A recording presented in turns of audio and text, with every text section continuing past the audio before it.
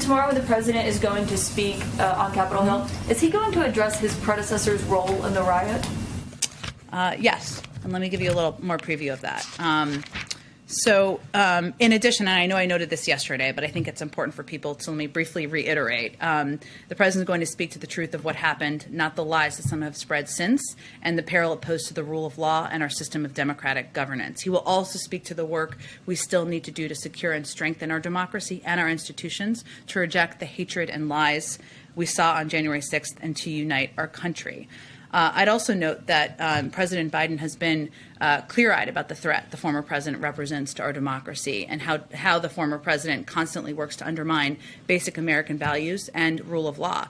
And President Biden has, of course, spoken repeatedly about how the former president abused his office, undermined the Constitution, and ignored his oath to the American people in an effort to amass more power for himself and his allies.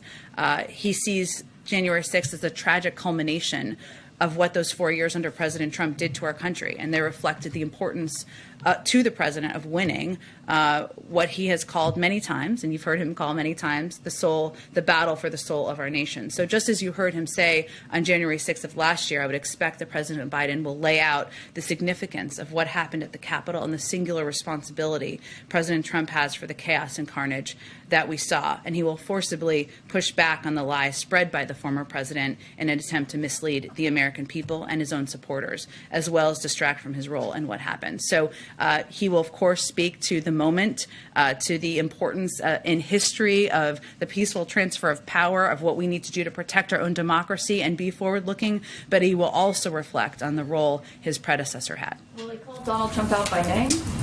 We'll see. We're finalizing the speech, but I think people will know who he's referring to. One more question.